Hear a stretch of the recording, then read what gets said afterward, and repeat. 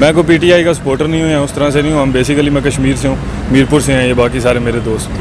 पाकिस्तानियों को हमारे भाई हैं, हम भी ऑब्वियसली, पहले मैं आपसे ज़्यादा पाकिस्तानी हूँ क्योंकि मैं कश्मीर से हूँ। अब भी ये 30 साल में पहली दफ़ा इनका जो चार्टर ऑफ डेमोक्रेसी है उसके अलावा किसी बंदे ने आके कोई मुल्क के लिए अच्छा करना शुरू किया है। 10 साल में पहली दफ़ा मुल्क का जो करंट डेफिसिट है वो आपको पता है सरप्लस गया है। 2008 में हमारे पे 8,000 अरब कर्जा था, 18 तक वो 30,000 अरब हो जाता है। 22,000 अरब रुपया बाहर से आता है, मनी लॉन्ड्रिंग होकर बाहर चली जाती है, इकानमी की तबाही निकाली हुई है। ये लोग, इनकी बेटियां, उनके समधी, उनके समधियों के फलाने, उनके फ्रंट मैन, दूसरे तीसरे, हर बंदा सरकारी ओहदों पे बैठा हुआ है। मुल्क को इन्होंने ऐसे लूटा है जैसे किसी गरीब की लोंडी होती है, समझे। और अभी ये लोग कहते हैं कि with in a minute, her common sense वाला इंसान ये जानता है कि 2 या 2.5 साल की कारकर्दगी को आप 30 साल की कारकर्दगी के साथ कंपेयर नहीं कर सकते। कॉमन सेंस का मुझे शर्म आती है। हमारे इस मीडिया के बड़े बड़े जो तजियाकार और ये बने बैठे हैं, इन लोगों को शर्म आनी चाहिए। इसके बजाय ये लोग इस पर बहस करनी चाहिए कि क्या ड्रामों में, टीवी में क्या दिखाया जा रहा है, एजुकेशन क्या है बच्चों की।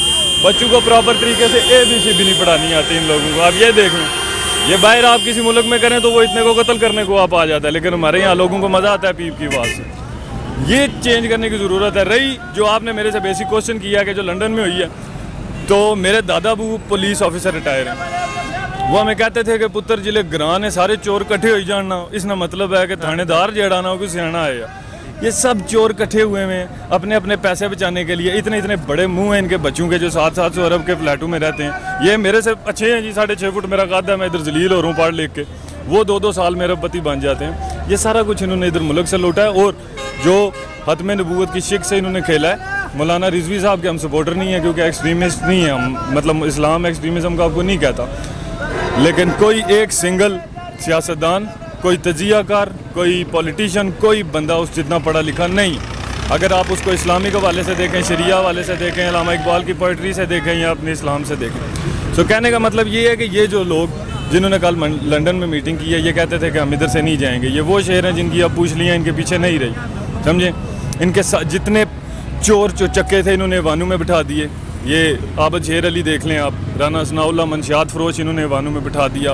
वो आबद रजा एक वो बदमाश है। ये इस तरह के जितने बदमाश कलाशनकोफ वाले थे ये सारे वानू में बिठा दिए। जो जाहिल लोग थे वो इन्होंने पुलिसों में भर्ती कर दिए। प्रॉपर तरीके से इस सिस्टम को इन्होंने एक इन्फेस्टेड तरीके से इनको कैप्चर किया हुआ था। तो ये जो तब्दीली होती है ना, नथिंग एंड्योर्स बट चेंज। दुनिया में सिर्फ तब्दीली रहनी है, उसके अलावा कुछ भी नहीं रहना।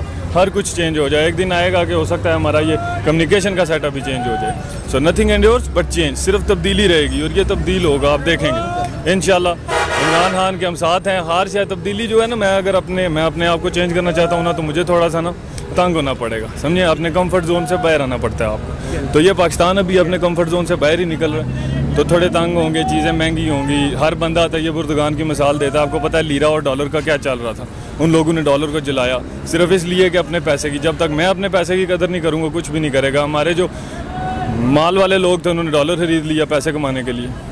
सो ये इंडिविजुअल बेसिस, इंडिविजुअल जो मकासद हैं, इनसे ऊपर होके इस मुल्क की तरक्की के लिए 48 में कायदे आज़म ने बोला था कि अगर तरक्की करना चाहते हो तो सिंधी, बलोची, फलाने टिंगे, इनसे ऊपर हो जो। मैं और आप अभी तक राजे, जाट, चट्ठे, मलक, पिंडी, गुजर, इसी से ही नहीं निकले, तो तरक्की किधर होनी है। तो इमरान खान जो है उसका कोई सियासत में लेना देना नहीं है। सियासत से पहले वो मेरा और आपका, हर पाकिस्तानी का स्टार था। सियासत के बाद वो सिर्फ PTI का स्टार रहेगा। सो द थिंग इज़ कि वो क्यों आया सियासत में, वो सिर्फ इसीलिए आया कि मैं कुछ कर लूँ। एक लाइफ में अल्लाह ने उसको 2 सक्सेस दी हैं। मुझे और आपको पता है कि यहाँ पे तरीक़ाकार करना पड़ता है। एक सिविल मिलिट्री जो रिलेशन है वो तरीक़ाकार करके, गठजोड़ करके आपको ऊपर आना पड़ता है, क्योंकि एक सिस्टम है ना। ये मुल्क मुसलमानों को तो किसी जमहूरियत ने चलाया ही नहीं है। इस्लाम तो सारी ज़िंदगी सुपर सलारों को मानता रहा है। रसूल सल्लल्लाहु अलैहि वसल्लम दुनिया के सबसे बड़े सुपर सलार, हज़रत उमर, हज़रत उस्मान, हज़रत अली, हज़रत हुसैन, जो भी हमारे लीडर आए, उमर बिन खत्ताब आया, दूसरे उमर बिन अब्दुल अजीज़ आए, सब सुपर सलार लोग थे जिन्होंने मुसलमानों को लीड किया।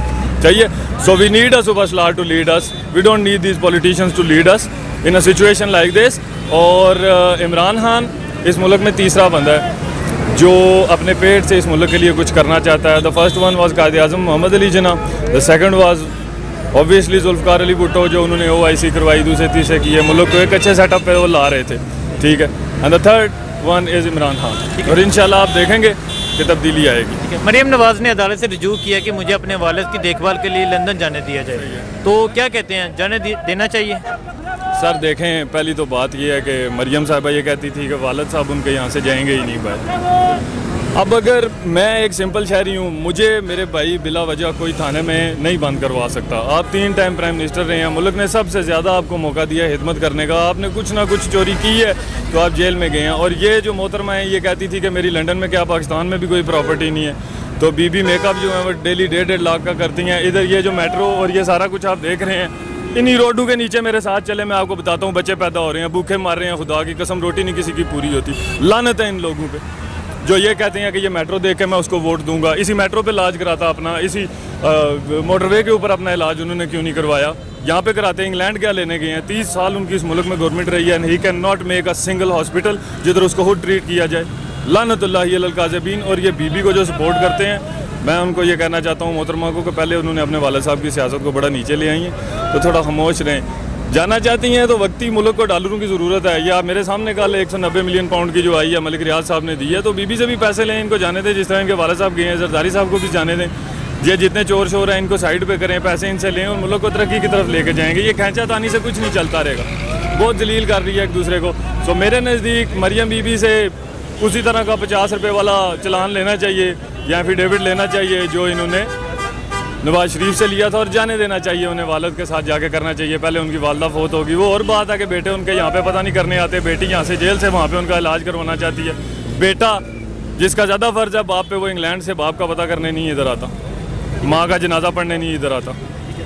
बिलावल भुट्टो साहब वो भी बयान दे रहे हैं कि इमरान खान ने मीशत का बेड़ा गर्क कर दिया, हम सिंध में काफ़ी तब्दीली लेकर आए हैं, सिंध में काफ़ी बेहतरी लेकर आए हैं। तो क्या लगता है आपको इस बयान के बारे में? सर शर्म आनी चाहिए बिलावल भुट्टो साहब को ये बात करते हुए कि सिंध में तब्दीली आई है। अभी कल मैं पढ़ रहा था कि किसी, मेरे ख्याल है कोई DG साहब हैं, SSP साहब हैं, उन्होंने ये बोला कि चोर डकैतों के जो राब्ते हैं ना वो जाके सियासतदानों से निकलते हैं। उस बंदे को मुअत्तल किया गया और उसको सूबा बदर कर दिया गया। एक बंदा जो सारी ज़िंदगी पढ़ाई करके एक मुकाबले का इम्तिहान क्लियर करके इस मुल्क में एक सिस्टम में ब्यूरोक्रेसी में आता है, उसके अपोजिशन वो लोग बनते हैं जो 10वीं फेल सियासतदान लोग हैं, पैसा लगा के वोट चुन के आके उसकी किस्मत का वो फैसला करते हैं। बिलावल साहब को मैं ये कहना चाहता हूँ सर कि आपके वालिद, आपके नाना, आपकी वालदा, सब की हुकूमत रही है सिंध में। जाके थर में कभी आप देखें क्या हो रहा है, दूसरी तीसरी जगहों पे देख लें। नवाज शरीफ आसिफ अली जरदारी से 100 गुना बेटर है। बस द डिफरेंस इज़ कि नवाज शरीफ ने चोरी की, उन्हें छुपानी नहीं आई, और जरदारी साहब जो है वो प्रोफेशनल चोर हैं। समझे, जरदारी देंगे इसके जर मतलब पैसा, दारी उसको इकट्ठा करने वाला। तो ये पैसे को इकट्ठे करने वाले लोग हैं, ठीक है, और उनको तरीक़ाकार से इकट्ठा किया है। उसने ऊँटनी का दूध भैंस को पिलाया, भैंस का बकरी को पिलाया और बकरी का खुद पी लिया। NRO लेके क्लियर हो गए, प्रॉपर चोर है ना। अभी देखें कल उन्होंने क्या ड्रामा लगाया कि बेटी उनकी मिन्नतें कर रही है कि ज़मानत की दरख्वास्त पे आप साइन करें जी, उन्होंने किए हैं। क्या मतलब? बाकी इस मुल्क में जेलों में ज़्यादा से ज़्यादा लोग पड़े पड़े हैं, 100 रुपये के पीछे लोगों को इधर मार दिया जाता है यार। उन लोगों के लिए कानून हो रहा है, आप लोगों के लिए कानून हो रहा है। जरदारी और ये बिलावल साहब को मैं कहता हूँ कि इनको अब शादी करनी चाहिए, कोई अच्छा सा मर्द ढूंढ के, मतलब कोई औरत ढूंढ के इनको अच्छी सी शादी अब कर लेनी चाहिए। शेख साहब ने भी नहीं की हुई, पाकिस्तान में कोई इंडियन लॉ एक बंदे के लिए एप्लीकेबल करके इनकी शादी करानी चाहिए। अभी आप देख सकते हैं उनके क्या हालात हैं, उनकी पार्टी के क्या हालात हैं। सबसे ज़्यादा चोरी उन्होंने की है, बता के उन्होंने की है। कभी डॉक्टर आसम आ जाता है 365 अरब रुपये का, कभी जनाब इनके बेनामी अकाउंटों की स्टोरी आ रही है, कभी किसी को सरेआम मार दिया जाता है कराची में। कराची को इन्होंने फिल्मों का वो जो है फिल्मों में जिस तरह बताते हैं ना, वो यहाँ जैसे मुंबई उन्होंने बताया होता है भाईगिरी, सियासत और ये और ये और ये और ये, और ये बिल्कुल ये जेन्युइन पाकिस्तान में ये कुछ होता रहा है। ये लोग ये कुछ करते आए हैं, ये गॉड फादर्स हैं, लिटरली ये गॉड फादर्स हैं। यहाँ पे इन लोगों को देखें, इंग्लैंड में आप लोगों को देखें, इनको ये ऐसे फिर रहे होते हैं जैसे नॉर्मल ये बाबा जी जा रहे हैं, समझिए। इसी तरह शहबाज शरीफ जा रहा था। हमारे लोगों में पता नहीं क्या इन लोगों को देखने का शौक है या क्या इन लोगों ने किया हुआ है। चोरी करके मशहूर हुए हैं। एक अगले दिन इधर दाढ़ी वाले मौलाना साहब आए थे, इतना बड़ा पेट लेके, उनको शर्म आनी चाहिए। मैं कश्मीरी हूँ, मैं उनको कहता हूँ हमारी बहनों की उधर इसमत जरी हो रही है यार। ये डंडा बरदार फौज लेके कभी बॉर्डर पे आओ, हम जाते हैं आपके साथ चकोठी से पार। आप इधर आए हो सीटों के लिए। ठीक है सर, शुक्रिया। अस्सलाम वालेकुम। वालेकुम अस्सलाम। जी आप बताइए, मुस्लिम लीग नून ने नए इंतखाबात का मुतालबा कर दिया और इन तब्दीली का भी उन्होंने मुतालबा किया, तो इसके हवाले से क्या कहते हैं?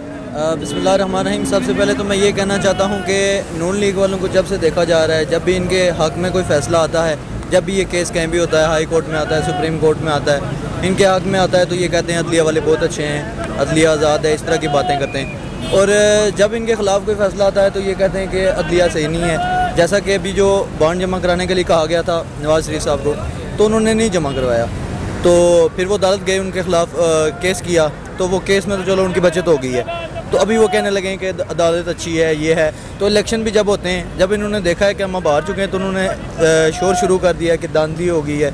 तो ऐसी कोई मेरे ख्याल में बात है नहीं है कि नए इलेक्शन का इंतखाबात का कहा जाए। ठीक है, अस्सलाम वालेकुम। जी आप बताइए, मुस्लिम लीग नून ने नए इंतखाबात का मुतालबा किया है और उन्होंने ये मुतालबा किया कि इन तब्दीली होनी चाहिए, इसके हवाले से क्या कहते हैं? सर, अगर नए इंतखाबात का उन्होंने अगर अपील की भी है ना, तो ये एक ब्लंडर है, क्योंकि हमें चाहिए कि हम अब जो वही बात कि 30 साल से एक ही हुकूमत को आप देखते आए हैं, 2 हुकूमतों को, पीपल्स पार्टी या नवाज शरीफ या मार्शल लॉ, उसके अलावा तो कुछ नहीं देखा ना। तो वो कहने का मकसद ये है कि अभी ट्राई करना चाहिए, कोई जादू की छड़ी नहीं है जो फिर जाती है और फिर सारे काम जो है वो हो जाए। थोड़ा टाइम लगता है जब आपको स्टेबल करना हो, मुल्क को वापस अपनी जगह पे लाना हो। तो मरीम नवाज ने जो अदालत से रिजू किया कि मुझे अपने वालिद की देखभाल के लिए लंदन जाने दिया जाए, तो क्या कहते हैं, उन्हें जाने देना चाहिए?